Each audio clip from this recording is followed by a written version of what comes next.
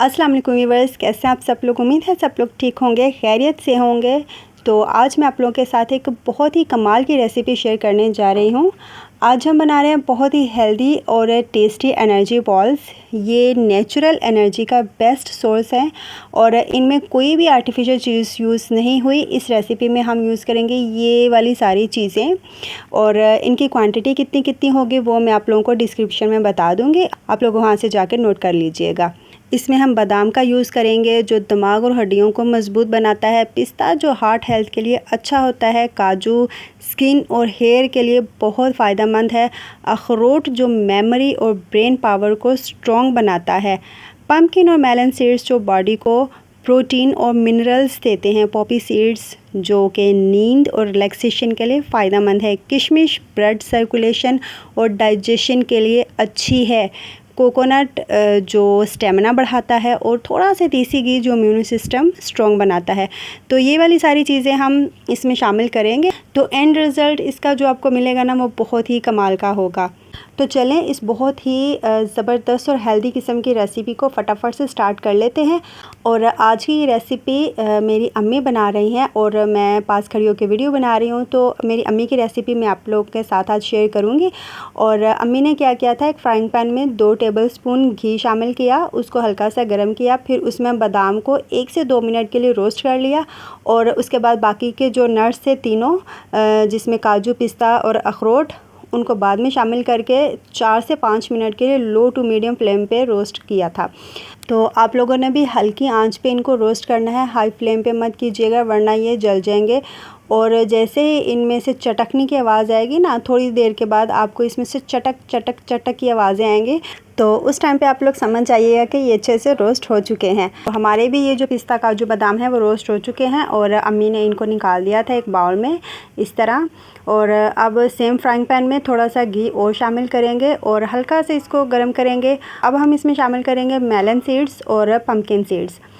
इनको भी 3 से 4 मिनट के लिए रोस्ट करना है। जैसे ही इनके ऊपर हल्का सा लाइट ब्राउन सा कलर आएगा ना तो इनको भी निकाल देना है। अच्छा, इन सारी चीज़ों में ना कुछ चीज़ों को हम ग्राइंड करेंगे, मतलब उनको हम हल्का हल्का सा मोटा मोटा सा कूट लेंगे और कुछ चीज़ें जो हैं वो साबुत ही इस्तेमाल होंगी।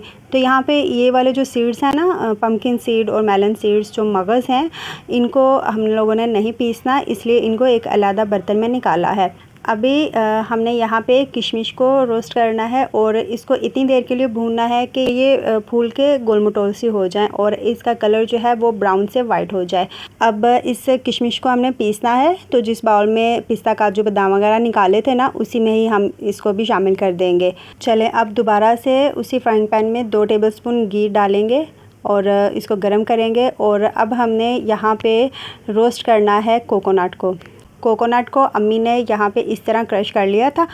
वो जो कद्दूकश या फिर ग्रेटर होता है ना, जो मोटे वाला हिस्सा होता है, उससे अम्मी ने इसको ग्रेट किया था और इस तरह इसको कश कर लिया था।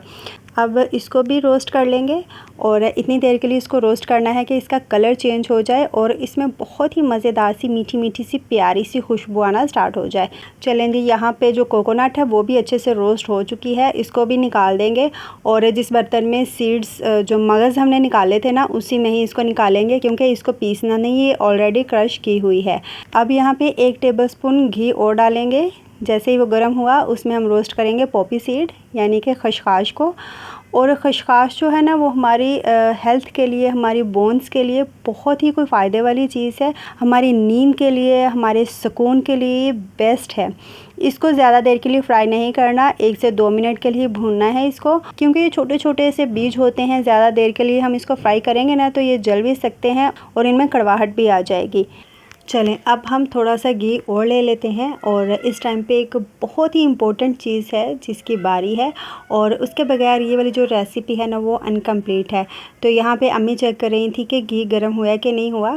तो अब हम गूंद को रोस्ट करेंगे और अगर इसके बारे में बात करें तो ये एनर्जी स्टेमिना के लिए बेस्ट है, ख़ास तौर पर थकन और वीकनेस दूर करती है, जॉइंट और बोन हेल्थ के लिए बहुत अच्छी है, बॉडी को सीजनल प्रॉब्लम से बचाती है, इस रेसिपी में गोंद का इस्तेमाल बॉडी को ठंडक देगा, गर्मी में बहुत फ़ायदेमंद है, डाइजेस्टिव हेल्थ इंप्रूव होती है इससे। और कुछ लोग सोचेंगे कि ये रेसिपी जो आज मैं आप लोगों के साथ शेयर कर रही हूँ ये तो ख़ास सर्दियों के लिए, तो ऐसा नहीं है। इसको आप गर्मियों सर्दियों दोनों मौसम में खा सकते हैं, क्योंकि इसमें हमने मगज़ ऐड किए हैं, pumpkin seed, melon seed, poppy seed और उसके बाद गोंद का इस्तेमाल हुआ है इस रेसिपी में।